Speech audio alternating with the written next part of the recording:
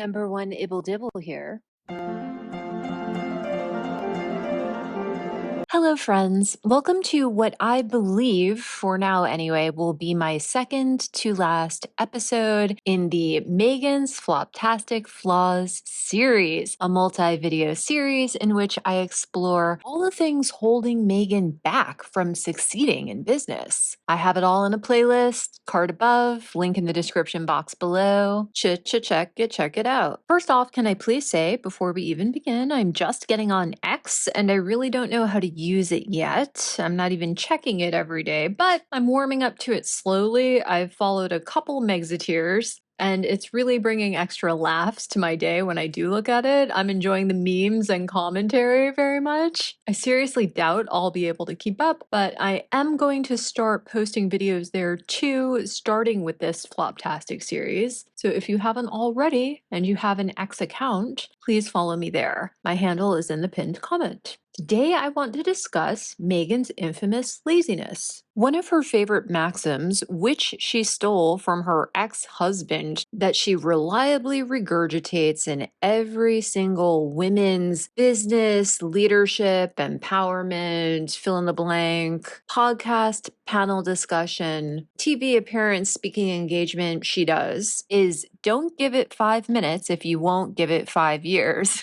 Hilarious, because it's now been over 5 years since Meghan married Harry. And if you ignore everything she says and just look at what they've done over 5 years, she has shown us that the only things she cares about enough to do 5 years in a row are buy designer clothes, fly private, and read about herself in the tabloids at least once a week. It really makes my blood boil that one of her favorite refrains is to tell other women to just work harder while being their authentic selves. Just work harder when they authentically serve others. Because her own path has been so transparently Machiavellian. Obviously, today we're chatting about American Riviera Orchard, how it's a flop, how it's a failure, how it was doomed by Meghan's laziness. But there's so many other examples. Let me know your favorite example of Meghan's laziness in the comments below. Just off the top of my head, I immediately think of her leaving the royal family having worked only 72 official engagements in a year and a half. She never intended to give it 5 years, did she? She had just calculated the bare minimum amount of time after the wedding she would need to stick around for people to not see right through her. When they left, Harry and Meghan promised us a life of service. 5 years later, their charity Archwell is delinquent. That means they haven't registered the proper filings or paid the bills for well over a year. It's not a secretarial error. Meanwhile, they're cosplaying royals and packing gifts into their private jet supplied to them by a Nigerian scammer with a federal arrest warrant current in the United States. And what about Netflix?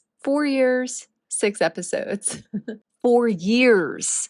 6 episodes. Let me know down below your favorite, or if you have another glaring example you're even more offended by. The obvious question is, why so lazy? The rest of us would never throw away the ultra rare privilege of being a working royal, or tens of millions, maybe $100 million of business deals. Like many of the flaws I've discussed in this Floptastic series, the root cause of this laziness is narcissism.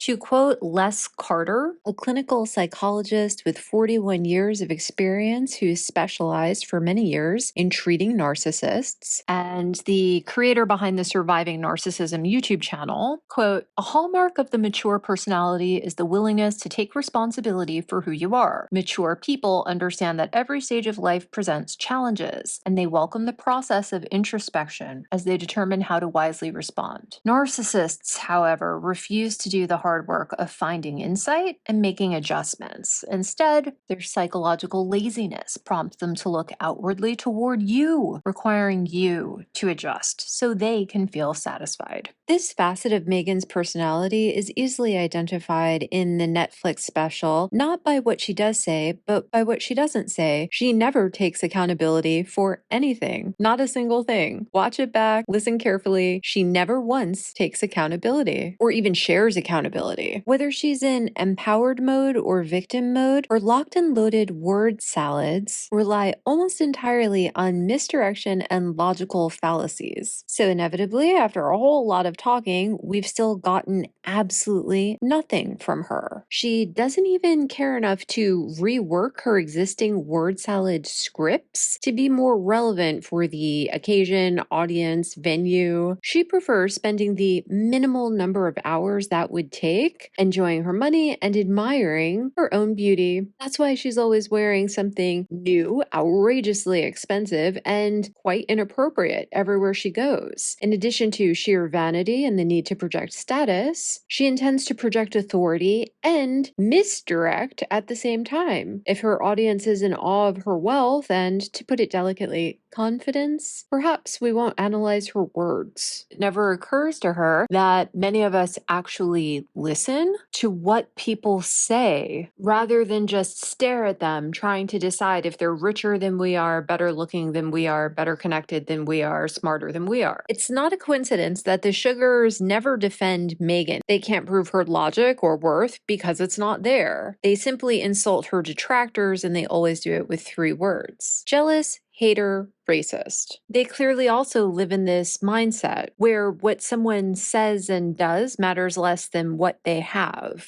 or their physical traits. Therefore, if you criticize what Meghan says and does, it must be because you're jealous, hater, racist. Sometimes I wonder if she scripts the bots herself. Unlike Meghan and Brene Brown say, I personally think they're lying. I'm not affected by those kind of comments at all. They just make me sad because this level of rhetorical laziness has become the norm in the modern metaphorical public square. Another comment I get from Sugars pretty frequently is, why do you care? She's never done anything to you. You should spend your time on more important things. This is why I care. This is important. Among people smart enough to know better, seeking to profit from feigned outrage over meaningless distractions, the first rule of Debate Club is don't talk about Debate Club. How much stupidity and insincerity are we going to allow to be normalized in our society? I talked a little bit in my last video on FUD about how all of this can be tied up with a bow into a saleable product that Meghan is having some success with. She sold her Fear, Uncertainty, and Doubt to Netflix, to Spotify, to South by Southwest, to Nigeria most recently. But you know who you can't sell anything to that way?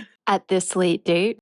Investors, business people. It's actually quite funny to me that she's incorporated the expression seeing is believing into her lazy rhetoric about representation, because I'm sure that's exactly what all of the higher ups said about her at the Palace, Netflix, and Spotify. How many times a week do you think James Holt has to tell some outrageous lie for them, saying they're working towards meeting obligations when they're simply not, and gets, I'll believe it when I see it? 4.5 years ago, when they first left the royal family, Mark Cuban told Fox News, quote, "If either of them came on Shark Tank, I wouldn't even wait for them to pitch. I'd be like, I'm in, whatever you want. Yes, because they're so marketable. It would be so easy to develop products and projects for them, with them, and around them. Yes, yes, can you hook it up?" End quote. That shows the unlimited opportunities she had at her feet that she totally ruined just because she's lazy. Something tells me Mark Cuban is not behind Jam Scam. When Meghan was spotted at that little VC lunch with Greycroft, it wasn't so she could pitch American Riviera Orchard. It was so they could pitch her on their other businesses because she's invested heavily multiple times before in stupid shit. They were fudding around with her. How much money do you think you could get out of Meghan if you could convince her she would have some sort of influence on AI infrastructure apps, for example? She's psychologically lazy, emotionally lazy, relationally lazy, rhetorically lazy. Even her fashion cosplay is frankly lazy. And her narcissism numbs her to risk-taking quite a bit. Of course, she prefers the lazy route to making money, giving other people money so they can make it for her. Why are there no products on her website? Because she's lazy. Why did she blame her failed rollout on Catherine? Because she's lazy. Why is she paying PR to make it seem like she's working really hard on this business when she's obviously not? Because she's lazy. Why will her business fail even if she lets other people run it? Because she's lazy. No one likes working for lazy, demanding people. Meghan weaponizes her incompetence, and her employees maliciously comply. That's why the turnover is so high everywhere she's the boss. She thinks she can cover up this dysfunction with the solutionism she uses in her bullshit speeches, but that doesn't fly with business people. It won't fly with investors. It won't fly with employees. Speaking of, I think WME has quiet quit on her and will do little to nothing to help her consumer products sell. Why do I think this? Again, not because of what she wore during her Nigeria disaster fashion show, but because of what she didn't wear. She didn't wear Stout. She didn't wear Sarah Stoudinger's designs. Sarah Stoudinger, Ari Emanuel's wife. Stout sells reasonably well, but they obviously don't want her promoting it. Or maybe they resent her not offering to promote it. Either way, you can tell there is